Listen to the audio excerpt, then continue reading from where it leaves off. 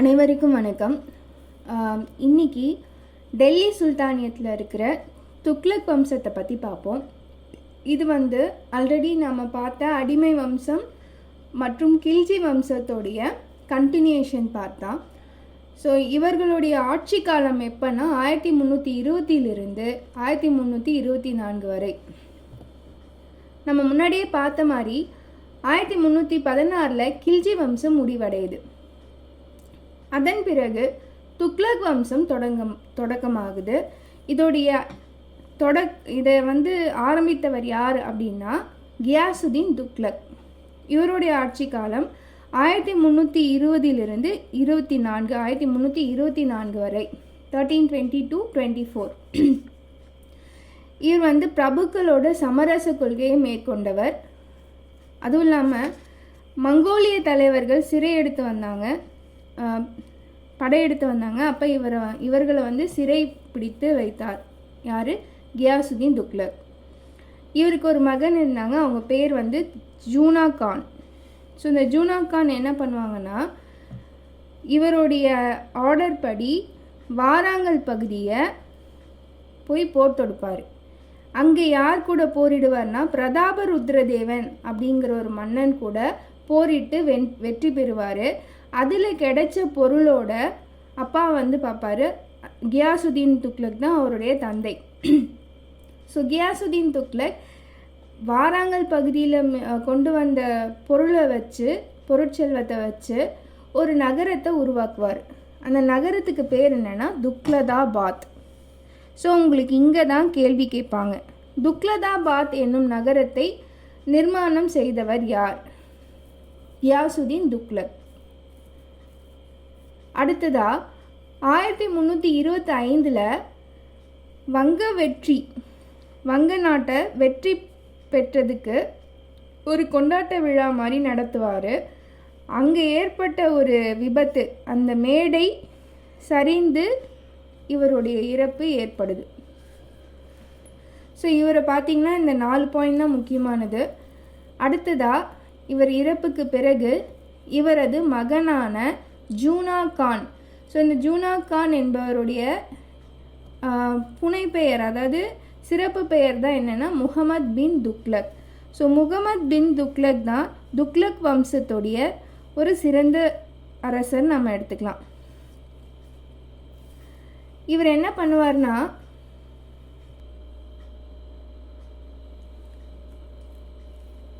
இவர் டெல்லியிலிருந்து தேவகிரிக்கு தன்னுடைய தலைநகரத்தை மாற்றுவார்.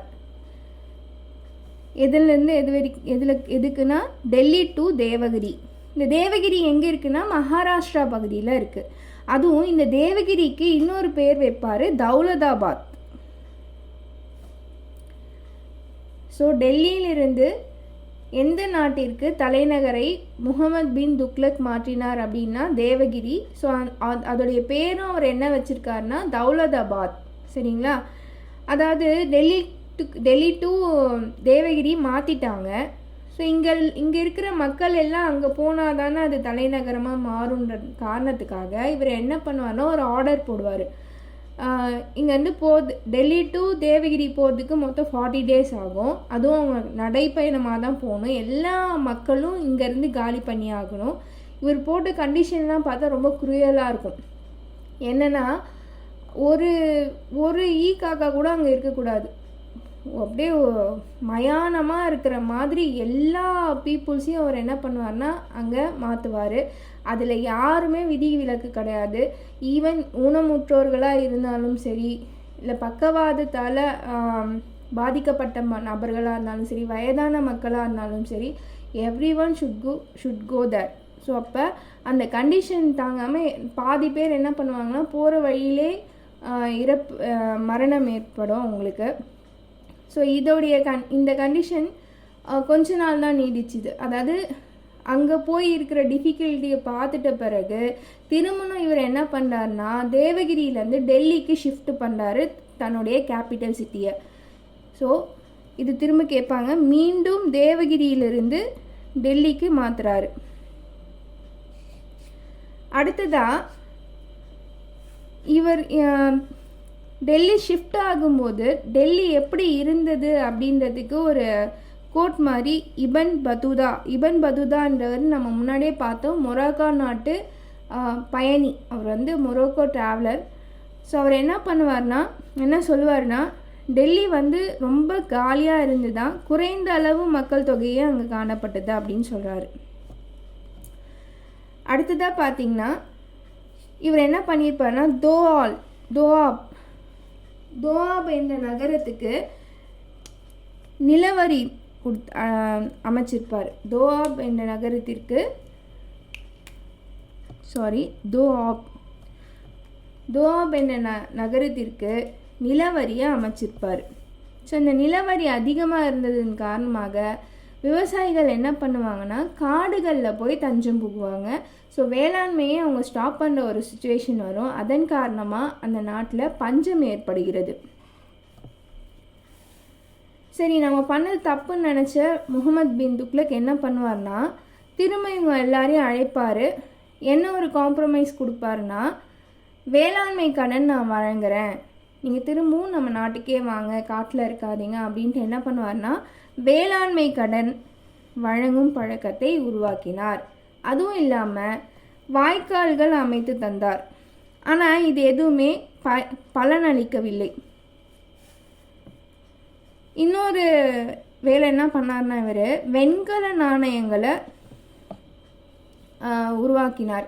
ஏன்னா இப்போ இந்த மாதிரி பண்ணதுனால அரசு கஜானா வந்து காலி ஆயிடுச்சு. ஸோ என்ன பண்ணணும்னு நினைக்கிறாருன்னா தங்கம் மற்றும் வெள்ளியிலான நாணயங்களை உருவாக்கணும்னா நிறைய பொருள் அதிக செலவு ஆகுதுன்ற காரணத்தினால வெண்கல நாணயங்களை உருவாக்குறாரு.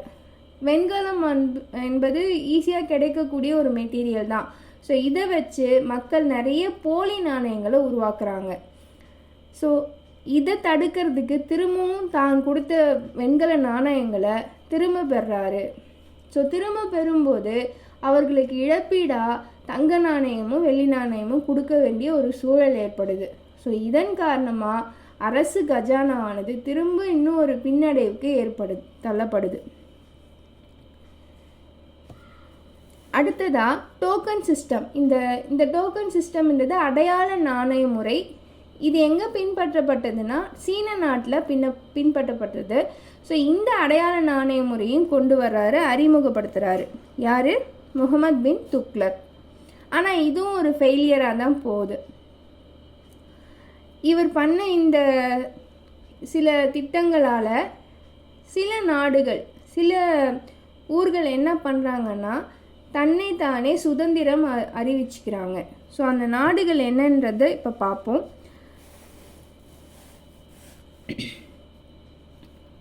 அவர் முல்தான், சிந்து, இதுதான் முல்தான், சிந்து, இது 3 நாடுகள் தான் முதல்ல சுதந்திரத்தை அறிவிச்சுக்கிட்டாங்க. அதன் பிறகு பாமினின்றவங்க யாருன்னா இந்த துக்ளக் வம்சத்தில் இருக்கிற படை வீரர்கள். ஸோ அவர்கள் என்ன பண்ணுறாங்கன்னா இந்த தௌலதாபாத்னு நம்ம ஒரு நகரத்தை பார்த்தோம் இல்லைங்களா, ஃபஸ்ட்டு தேவகிரிக்கு பேரை வந்து தௌலதாபாத்னு மாற்றினார் இல்லையா, அந்த தௌலதாபாத்தையும் அதன் சுற்றி உள்ள பகுதிகளையும் இந்த பாமினி படை வீரர்கள் ஆக்கிரமிப்பு பண்ணி தன்னைத்தானே ஒரு சுதந்திர நாடாக அறிவிச்சுக்கிறாங்க. ஸோ இது கண்டினியூ ஆகி அந்த பகுதியே என்னன்னு பேர் வந்துச்சுன்னா பாமினி சுல்தானியம் என்ற பெயரால் அழைக்கப்பட்டது. அடுத்ததாக 1334 மதுரை சுல்தானியம் தன்னை ஒரு சுதந்திர அரசாக அறிவித்து கொண்டது. அதன் பிறகு 1346 வங்காள நாடும் என்ன பண்ணுச்சுன்னா தன்னை ஒரு சுதந்திர நாடாக அறிவிச்சிச்சு. இவருடைய இறப்பு எப்போ நடைபெறுதுன்னா 1351 மார்ச் 23 இவர் மரணம் அடைகிறாரு. இதன் பிறகு இவருடைய இளைய சகோதரரான யாருடைய இளைய சகோதரர்? முகமது பின் துக்ளக்கின் இளைய சகோதரர் பேர் என்னன்னா ஃபிரோஷா துக்ளக். ஸோ இந்த ஃபிரோஷா துக்ளக் தான் அடுத்தது ஆட்சிக்கு வருவார். இவருடைய காலம் பார்த்திங்கன்னா கிபி 1351 1388. ஸோ இவர் பார்த்திங்கன்னா நிறைய சிஸ்டம்ஸ் கொண்டு வந்திருப்பார். சிலது வந்து சக்ஸஸ் ஆகிருக்கும், சிலது வந்து ஃபெயிலியர் ஆகிருக்கும். ஸோ ஃபஸ்ட்டு பார்த்திங்கன்னா இவர் வந்து அமைதியான வழியை வந்து கடைபிடித்தார். அதன் காரணமாக என்ன பண்ணாங்கன்னா, இந்த முகமது பின் துக்ளக்கோடைய இடங்கள் கைப்பற்றப்பட்ட இடங்கள், பிரபுக்களால் கைப்பற்றப்பட்ட இடங்கள் திரும்ப கொடுக்கப்பட்டுச்சு. யாருக்கு? ஃபிரோஷா துக்ளக்குக்கு. இவர் என்ன பண்ணுவார்னா, முகமது பின் துக்ளக்கால் ஏற்படுத்தப்பட்ட தக்காவி அப்படிங்கிற ஒரு வேளாண்மை கடனை வந்து இவர் தள்ளுபடி பண்ணுவார். தக்காவி தள்ளுபடி யார் செஞ்சாங்க? ஃபிரோஷா துக்ளக். அதே மாதிரி இவர் ஒரு சில குறிப்பிட்ட வரிகளை மக்கள் மேலே கொடுத்தாரு. என்னென்ன வரிகள்னா, கரோஜ் என்பது மக்களுக்கு அளிக்கப்பட்ட வரி. அதுவும் என்னென்னா, அவர்களுடைய விளைச்சலில் 10% சுல்தானுக்கு கொடுத்தாக வேண்டும். அதோட பேர் தான் என்ன? விளைச்சலில் 10% கரோஜ். அடுத்தது கம்ஸ் என்பது இப்போ போர் மேற்கொள்கிறாங்க அப்படின்னா அங்கு கொள்ளையடிக்கப்பட்ட பொருட்கள்லேருந்து வர பொருட்களில் 5% சுல்தானுக்கு கொடுத்துடணும். நெக்ஸ்ட்டு ஜெசியா. ஸோ ஜெசியா என்பது தலைவரி. ஜஹாத் என்பது இஸ்லாமிய மக்களுக்கு கொடுக்கப்பட்ட ஒரு வரி. என்ன பண்ணணும்னா, ஒரு சில குறிப்பிட்ட மத சடங்குகள் மேற்கொள்வதற்கு முஸ்லீம் மக்கள் மீது ஏற்படுத்தப்பட்ட வரி தான் ஜஹாத். அடுத்ததா இவர் என்ன பண்ணுவார்னா, இவருடைய ஆட்சிக்கு முன்பு சில கொடுமையான தண்டனைகள் வந்து சுல்தான்களால் உருவாக்கப்பட்டிருக்கும். ஃபார் எக்ஸாம்பிள், உடல் உறுப்புகளை கட் பண்ணி எடுக்கிறது,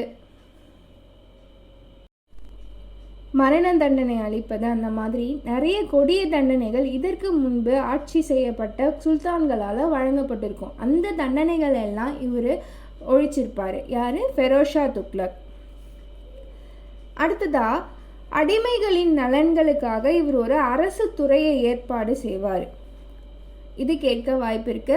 அடிமைகளின் நலனுக்காக அரசு துறை ஒன்றை ஏற்படுத்திய சுல்தான் யார்? ஃபெரோஷா துக்ளக். இவர் பார்த்திங்கன்னா வைதீக இஸ்லாம் அந்த மதத்தை வந்து, அந்த முறையை வந்து ஆதரிப்பார். அதே மாதிரி முஸ்லீம் அல்லாதவர்கள் மீது ஜிசியா என்ற வரியை அவரே ஏற்படுத்துவார். இன்னொன்று, அதுக்காக இவர் வந்து ஆன்டி ஹிந்துஸ் கிடையாது. இந்து கோவில்கள் கட்டப்படுவதை இவர் வந்து தடுக்கலை. ஈவன் தோ இவர் வந்து என்கரேஜ் பண்ணியிருக்கிறதா சொல்கிறாங்க. ஸோ இவருடைய ஆட்சி காலத்தில் இன்னொரு முக்கியமான பாயிண்ட் ஒன்று இருக்குது. இரிகேஷன் சிஸ்டம், நீர்ப்பாசன முறையை வந்து இவர் மேம்படுத்தியிருப்பார். அதனால் வேளாண்மையும் நல்லபடியாக நடந்திருக்கும். அடுத்ததாக இவர் ஒரு 1200 தோட்டங்களுக்கு இவர் உருவாக்கியிருப்பார். ஏற்கனவே இருந்த பழைய தோட்டங்களை புனரமைப்பு ஏற்படுத்தியிருப்பார். 30 தோட்டங்களை புனரமைப்பு ஏற்படுத்தியிருக்காரு, ரிப்பேர் ஒர்க் பண்ணியிருக்காரு. இவருடைய பையன் யாருன்னா முகமது கான். ஸோ இவர் என்ன பண்ணுவார், தந்தைக்கு ஆப்போசிட்டாக சதி செஞ்சு 1388 இவர் மரணம் அடைஞ்சிருப்பார். யாருன்னா ஃபிரோஷா துக்ளக். யாரால்? அவருடைய ஓன் சன்னாலேயே சதி செய்யப்பட்டு தனது 83வது வயதில் இயற்கையை எழுந்திருப்பார். அடுத்தது இவரை பற்றி இன்னொரு பாயிண்ட் இருக்குது. இவர் ஒரு ஆட்டோபயோகிராஃபி, சுயசரிதை ஒன்று எழுதியிருப்பார். அதுக்கு பேர் என்னென்னா பதுஹத்-இ-ஃபெரோஷாஹி. இவரால் ஆதரிக்கப்பட்ட கவிஞர் யார்னா ஜியா உல் பரணி. இவர் தொடர்ந்து 4 அரசர்கள் வந்திருப்பாங்க. அதன் பிறகு கடைசி துக்ளக் அரசர் யார்னா நஸ்ருதீன் முகமது ஷா. ஸோ இது கண்டிப்பாக கேட்பாங்க, who is the last Tughlaq ruler? Nasruddin Muhammad Shah. இவருடைய பீரியட் பார்த்திங்கன்னா 1394 1412 வரை. இவர் என்ன பண்ணியிருப்பார்னா, ஒரு சில தைமூர் படையெடுப்புகளை இவர் ஃபேஸ் பண்ண வேண்டிய சுச்சுவேஷன் வந்திருக்கும். இவருடைய காலகட்டத்தில் தான் தைமூர்ன்றவர் யாருன்னா, ஒரு மங்கோலிய இனத்தவரும் கூட, துருக்கி நாட்டவரும் கூட. முன்னாடி மங்கோலியர்களுடைய வம்சத்தில் வந்த ஒரு நபர் தைமூர். இவர் 1398 டெல்லியை கொள்ளையடிச்சிருப்பார். கொள்ளையடிச்சிட்டு அங்கே இருக்கிற சில பகுதிகள்னால் அதுலேயும் வந்து பஞ்சாப் பகுதிகள் நம்ம வந்து குறிப்பாக சொல்லலாம். இந்த பஞ்சாப் நாட்டு பகுதிகளை வந்து மேற்பார்வையிடுறதுக்காக ஒரு நபரை வந்து ஃபிக்ஸ் பண்ணியிருப்பார். அவர் பேர் தான் என்னென்னா கிசிர்கான். ஸோ இவரோட யாரோடனா நஸ்ருதீன் முகமது ஷாவோட துக்ளக் வம்சம் முடிவடையுது. அதன் பிறகு ஆட்சிக்கு வருவர் யாருன்னா தைமூரின் மேற்பார்வையாளரான கிசிர்கான். ஸோ இவர் வந்து ஒரு ஸ்டார்டிங் ஒரு 4 வருடங்கள் வந்து ஒரு சர்டன் அமௌண்ட்டை வந்து திரை மாதிரி கொடுத்துட்டு தான் ஆட்சி செய்வார். அதன் பிறகு சுதந்திர நாடாக அவர் அறிவிச்சுப்பார். ஸோ இதன் பிறகு 1414 சையத் வம்சம் தொடக்கமாகுது. சையத் வம்சம் பற்றி பார்த்திங்கன்னா, நம்ம ஆல்ரெடி பார்த்த மாதிரி இதை யார் தொடங்கி வச்சிருப்பார்னா தைமூரின் மேற்பார்வையாளரான கிசிர்கான். இவர் என்னென்ன நாட்டை வந்து மேற்பார்வையிட்டார்னா டெல்லி, மீரட் மற்றும் பஞ்சாப். 1451 கடைசி சுல்தானா கடைசி சுல்தானா சையது வம்சத்தின் கடைசி சுல்தானா அலாவுதீன் ஆலம் ஷா வரார். இவருடைய காலகட்டம் பார்த்திங்கன்னா 1451. இவர் வந்து பார்த்திங்கன்னா வினோதமானவர், ரொம்ப தனிமையை விரும்புகிறவர். ஸோ ரொம்ப அமைதியாக இருக்கணும், தன்னோட லைஃப் வந்து பீஸ்ஃபுல்லாக போகணும் அப்படின்றதுக்காக இவர் என்ன பண்ணுவார்னா நாட்டை விட்டு நாட்டுக்கு வெளியே இருக்கிற ஒரு சின்ன கிராமத்தில் அமைதியாக தன்னுடைய வாழ்நாள் ஃபுல்லாக இயற்கையாக கழிப்பார். ஸோ இவர் வந்து 30 வருட காலங்கள் இந்த மாதிரி தனிமையாக வாழ்ந்திருக்கிறதா சொல்கிறாங்க. அடுத்ததாக கடைசியாக வர இந்த மாதிரி இவர் அலாவுதீன் ஆலம் ஷா கடைசி சையத் வம்சத்தின் அரசர். இவர் தனிமை விரும்பின காரணத்துக்காக பஹலுல் லோடி என்பவர் வந்து இவர் வந்து இவர் ஆட்சிக்கு வந்த பிறகு ஷார்கி என்ற ஒரு இடத்தை கைப்பற்றுவார். அதன் பிறகு இவருடைய மகனான சிக்கந்தர் லோடி ஆட்சிக்கு வராரு. இவருடைய காலகட்டம் 1489 1517 வரை. இவர் என்ன பண்ணுவார்னா கேபிட்டல் சிட்டியை டெல்லியிலேருந்து ஆக்ராவுக்கு மாற்றுவார். யார்? சிக்கந்தர் லோடி. அடுத்ததாக கடைசி ஆட்சியாளர், லோடி வம்சத்துடைய கடைசி ஆட்சியாளர், அதுவும் இல்லாமல் கடைசி டெல்லி சுல்தானியத்தோடைய அரசரும் கூட இப்ராஹிம் லோடி. இவர் என்ன பண்ணுவார்னா 1526 பாபர் கூட பானிபட் போரில் இறங்குவார். அப்போ பாபர் வெற்றி பெற்றுவார். அதிலிருந்து பாபருடைய ஆட்சி காலம் தொடக்கமாகவும் இதற்குள்ளவே இந்த 1526 டெல்லி சுல்தானியம் முடிவடைஞ்சிடும். ஸோ இது வரைக்கும் நாம் டெல்லி சுல்தானியத்தில் இருக்கிற சையத் சையதியும் துக்ளக் வம்சம், சையத் வம்சம், லோடி வம்சம், இது மூணுத்தையும் நம்ம பார்த்தோம். இதுக்கு முன்னாடி இதோட கண்டினியூஷன், அதாவது இதோடைய ப்ரீவியஸ் பார்ட் வந்து முன்னாடி நம்ம சேனல் பிளேலிஸ்ட்டில் இருக்கும். நீங்கள் அதை பார்த்துட்டு வந்தால் தான் இந்த வீடியோ உங்களுக்கு புரியும். ஸோ இதுதான் நம்ம இன்றைக்கி பார்த்த கிளாஸோட ஒரு ஓவர்வியூ. ஸோ இந்த மாதிரி நீங்கள் நோட்ஸ் எடுத்து ரிவிஷன் பண்ணுங்கள். ரெகுலர் ரிவிஷன் பண்ணணும் அண்ட் ரெகுலர் ரீடிங்கும் இருக்கணும். ஸோ இன்றைக்கி படித்ததை ஒரு 3 days கழித்து திரும்ப நீங்கள் ரீகால் பண்ணி பாருங்கள். திரும்ப ரிவைஸ் பண்ணால் தான் நம்ம அந்த கான்செப்டை நல்லா அண்டர்ஸ்டாண்ட் பண்ணி உள்ளே வாங்கிக்க முடியும். ஸோ நல்லா ப்ராக்டிஸ் பண்ணுங்கள். இந்த பிடிஎஃப்லாம் நீங்கள் உங்களுக்கு தேவைப்படுது அப்படின்னா ஸ்க்ரீனில் தெரிகிற காண்டாக்ட் நம்பருக்கு நீங்கள் காண்டாக்ட் பண்ணுங்கள். Thank you so much.